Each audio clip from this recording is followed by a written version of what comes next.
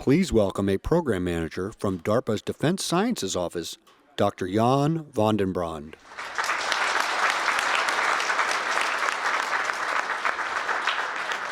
Good afternoon or good morning. I realize that I'm between you and lunch, but the good news about all of that is at least you're still awake. So let's talk about something very different. Let's talk about AI-enabled design. I currently manage a large portfolio that spans the breadth from mathematics, design, and manufacturing. And every single one of these leverages AI to accomplish something. So let's start all the way on the left-hand side with Eclipse, which is a program about uncertainty quantification and mathematical modeling. There we're leveraging artificial intelligence to extract mathematical models from data. Let's move on to the next one. Fundamental Design is a program to rethink conceptual design. And there we're leveraging AI in conjunction with physics to generate new conceptual designs and new forms of motion. Moving on to the next one, TRACE, which stands for Transformative Design, is a program about balancing shape with material. And there we're using artificial intelligence to accelerate the synthesis of new designs. And then finally, at the very end, we have Open Manufacturing, which is a program about accelerating the qualification of materials using new manufacturing processes. There we're trying to use AI to understand the resulting material properties. And the reason why I put manufacturing under design is because we need to know how to make things and what the limitations are to be able to exploit this. So let's move on to what I mean by design. And design is typically accomplished in multiple stages. At the very beginning is conceptual design, and you're given a set of requirements, and you need to figure out what combination of physical behaviors you need to achieve a particular functionality. And if you think about flight, for example, you see a number of different ways you can combine, let's say, lift and propulsion to achieve air buoyancy or some way of flying. Once you have a configuration, which is basically a layout of different physical behaviors, now you need to figure out how good can I make it. And that's what preliminary design does. You try to figure out what the optimal shaping, positioning, and sizing is of all the different components so it performs as good as it possibly can. And then finally, detailed design is about how do I chunk this thing up so that I can actually manufacture it at a reasonable cost. I'm currently mostly focused on the earlier stage of design because that's currently still very artisan. And the question I'm asking is, how can AI help us explore all the different possibilities that are actually available? And so I mentioned physics, and I think physics is super important because, first of all, the laws of physics we can't disobey. We have to abide to them. And the challenge really is, how do we leverage the physics to achieve what we want? And so if we think about, let's say, air transport again, to make air transport feasible, you need lift, and you need some form of propulsion.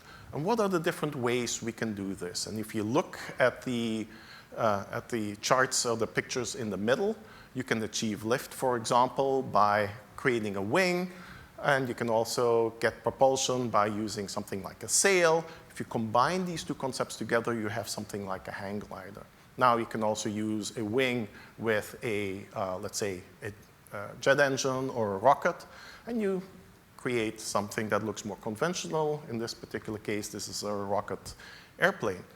But you can also look at different kinds of physics where you can achieve some form of lift and propulsion. For example, electromagnetics allow you to levitate things and also push things forward. If you combine those two notions together, you basically get something like a maglev train. And the main point is there are so many options available. And the question is, can we have AI explore all of these different combinations to find really new, novel things. Now, let's go back in history a little bit and see how AI has been used so far. And if you look back to the 90s, that's basically the first wave or the first generation of AI, people created essentially expert systems with handcrafted rules. These were useful, but the problem was your design space was still very limited. It was limited to all the things you coded. It's actually hard to manage tens of thousands of rules and figure out whether they're not stepping onto each other and whether you covered everything. And on top of it, they typically did not include any kinds of physics. So they were limited in that respect. Then more recently, people observed, well, there's so much data available. Can we get some knowledge out of there? Because there's a lot of reasoning and thinking that went into it. Can we extract something out of it? It's a very reasonable idea. The problem is, there is absolutely no agreement what anything means. If you look at this cylinder here on the right, well, what is this? Well, it could be an extrusion, could be shaft, could be a fuselage, it could be a barrel, who knows? It could be a lot of things. It looks the same, but the functionality is very different. There's no agreement what any of this means, and as a consequence, this is still a big challenge, and attempts in this regard have been limited. And again, there's very little connection to physics, to the meaning between function and actual behavior is not really clear. So let's go to some more recent and what I think are very exciting developments we have made in AI. And let's go back to the beginning. Let's think about physics. And in this program called EQUIPS, which again is about uncertainty quantification mathematical modeling, what we did is we trained a deep neural net on observational data. In this particular case, you see a flow around the cylinder. So this is time data where you see things kind of wiggle around. We're able to train a neural network so that whenever we gave it new initial conditions, it was able to solve this thing correctly. And if you look at the picture in the middle on the top, this is what the neural network produced. If you look at the bottom, it corresponds to what the theoretical solution was. In another implementation of this deep neural network, we were also able to generate the driving equations that govern this behavior, this physical behavior. And if you look at the equations on the top and the equations on the bottom, you will see that there's a very close correspondence between the theoretical equations, which is Navier-Stokes, with the one extracted. Now, this is actually really exciting for two reasons. One is it shows that we can train a neural network to solve partial differential equations and do it a lot quicker. The second thing why this is exciting is, can we discover other physical laws we haven't really thought about? And can we apply it to, let's say, other domains where we don't really have the equivalent of Maxwell equations, like social science, material science, and so on.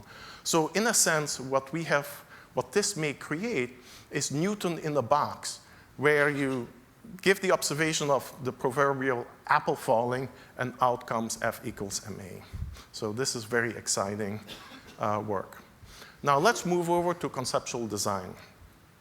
And as I mentioned, I believe conceptual design is really trying to understand how we can mix physics and understand physics to get a particular goal. In this particular case here, where this is a picture from Penn State, they have combined reinforcement learning with the Unity physics engine. And the Unity physics engine is basically what underlies some of the gaming machines that people play with. And what they tried to do was, can we discover new forms of gliding? You know, normally gliders go up thermals and then fly along. Well, what you see on the right-hand side is they discovered a new form of flying where the airplane leverages different boundary layers to extract energy and to increase range. Now, no self-respecting pilot would ever fly this way because they'd get sick, and the passengers would get super sick as well. But apparently, certain birds fly this way. And so this is really exciting because this is already showing that we're discovering new things that we hadn't really thought about. What's actually more interesting that I can't show you here is the blooper reel. And the blooper reel, well, this is actually a different performer. This is Metron. The AI is really good at exploiting flaws in your problem formulation. For example, they didn't specify that solid objects couldn't have a negative distance. And the AI very quickly discovered this and said, oh, if I put these things really close together at negative distances, I have infinite potential energy, and I can create an explosion. So this was really cool. So MIT is another performer in Van Design, and they made the observation that nature has been designing for a very long time, and they actually capture the essence of your design in something like something called DNA. And DNA should be thought of as an algorithm to produce the shapes around the living things around you. And that's actually called morphogenesis. And so what they're doing is they're representing designs as programs where the programs actually generate the object that you're interested in. And so now the search for design over the design space really comes down to how do you automatically rewrite these programs and then explore over this space. And so if I do this here, in principle, you should see this graph being rewritten and a solenoid being grown. A solenoid transfers electrical energy into mechanical energy. And so very interesting work. So let's move on to TRADES, which is a program about balancing shape with materials. And if you look at the picture on the left-hand side, you see a beam being loaded with some kind of force. Well, TRADES is leveraging something called topology optimization, which is a method where you place and remove material based on the underlying physics. And so if you, for example, wanted to minimize the beam, the weight of the beam, you would see the result on the lower left-hand side. And so topology optimization allows you to discover these kinds of shapes. Now, the problem with topology optimization is that underneath it, you're actually solving some difficult nonlinear equations. And you actually have to set a bunch of knobs and give it an initial guess. And humans are really not very good at guessing things. And for example, if you look at the row of pictures above here, you will see that if you don't set things right, it takes forever for it to find a solution with colors, with blue meaning air, and then solid material being red. However, what they did is they trained a machine learning under a whole bunch of different situations, and now the machine learning can set these knobs, give you the initial guesses much better, so that you can converge to a solution several orders of magnitude faster. So essentially what we're enabling the synthesis of new designs significantly quicker by using machine learning. Now let's move over to manufacturing. And specifically, I'm interested in new manufacturing methods like additive manufacturing, which is also typically called 3D printing. And in 3D printing, you basically create the object by fusing multiple layers of material with some kind of heat source, usually a laser or an electron beam. And you end up with something you see on the left-hand side. This is a cylindrical sample. Now, the problem with this process is that the material properties that you get are drastically different from the material properties of bulk materials. So in other words, the materials we have been working with for thousands of years, well, this is different. And we don't really understand this. And if you look at the picture on the right-hand side, this is actually a micrograph where you see the grain structure of the material. And what you will see is that the bottom of the picture has like these longish grains, while the top has more discrete grains. And the reason for that is the bottom has been kept longer, has been kept hot longer, and as a consequence, these grains had time to grow, while the ones on the top had to cool down quicker, and you didn't have this grain growth. The consequence of this is that your material properties at the bottom are actually quite different from the material properties at the top. And so now the question is, can we use AI to understand, to find the correlation between how you set the parameters of the machine and how you actually build it with the material properties, so that you can turn it around and say, well, how do I, first of all, compensate this in my design, or how do I leverage this here? So sometimes you may want to have different material properties, and so we want to have insights on how to control this. And so Boeing was working on this, and in their particular case, they were using something called electron beam additive manufacturing, where you shine an electron beam as the heat source, and you're feeding a material to build up the part layer by layer. Now, they correctly observed this is very similar to welding. And it so happens that we've been welding for hundreds of years, if not thousands of years. And so we actually have a lot of data, and we actually have developed a lot of empirical formulas that describe the relationship of how you weld with the material properties. And so what Boeing did is they used a neural network to connect all the known equations with all the process data from the machine to merge them together and be able to produce the material properties based on essentially the process parameters. And what you see on the right-hand side is the formula for yield strength that connects the properties of the machine, the properties of the process, the properties of the actual material, which in this particular case was Ti64, to predict what the yield strength would be based on all those, based on all the knobs there that you have to your disposal. Now, Lockheed Martin had a slightly different problem. They were trying to bond two pieces of composites. And the question was, how do you know you can trust this bond? And the reason why this is a big deal is because right now we don't really know, and we don't trust the bonds. And as a consequence, we drill holes, punch rivets in it, which means cost goes up, assembly time goes up, and you're actually introducing defects by drilling holes. And so if we can get rid of that, we could save a lot of weight, we could save a lot of time, we could save costs. And so what they did is they basically did an exhaustive study on what the influence is between different types of parameters. You see a whole bunch of them listed on top. It's temperature, humidity. The bond material is actually frozen. The amount of time that it's exposed in the air actually influences its strength. So all of those factor in. And one thing I forgot to mention is there are currently no reliable mathematical models that can predict this.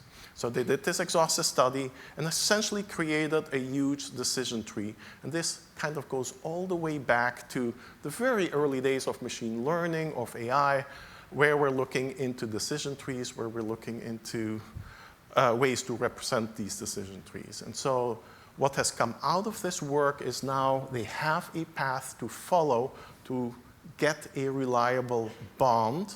Or if you end up somewhere in the middle of this tree, you now know whether you should proceed and what kind of mitigating steps you can take to improve the quality of your bond. And so in certain cases, it means you have to do a very specific kind of surface preparation, which includes either some kind of chemical etching, plasma treatment, all the way to even sandpaper, or simply saying, well, you need to reject this part because you'll never get there. This tree gives you that kind of insight. So, are we there yet? No, absolutely not. We still have a lot of work ahead of us. And to do design, you have to know how the world works. And we as humans don't go all the way back to first principle. If you put a flame underneath a pot, we know the pot is going to get hot, or the water in the pot is going to get hot. So we have all these shortcuts in our mind. And we've learned this over years and years and years. And the question is, how can we discover all these shortcuts using some kind of AI so that we can reason about it and so that we can design for it? Now, another question is, what are other ideas out there from drastically different areas that we could leverage in design? And what you see on the lower left-hand side is a technique to generate new faces based on a row and a column of faces, of exemplar faces. Now, what if we could do this with design? Let's suppose your top row is fixed-wing aircraft. Your column is, let's say, rotorcraft. could this technique generate something like the tilt rotor V22? So what else is out there that we should be looking at and that we could potentially leverage? Another big problem is, how do you express what you really want? And I'm talking about the upper right-hand side. We have certain things in mind whenever we say things. What is the language of design? Well, at the very bottom end, it's probably mathematics, but we need something in between where we can specify things. People have been thinking about this for a long time. I think we still need to do some work there because I don't think we're quite there yet. And then finally, as I mentioned earlier, there is a lot of engineering data available. The problem is it's unstructured, it's inconsistent, but it really has captured a lot of reasoning. And how can we extract that information out of there? Still a lot of work to be done. If you have ideas on how to address some of these, please come to talk to me. I'm very interested in hearing what your insights are. In any case, with that, thank you so much. And I guess I'll be having a couple of questions. Thank you so much.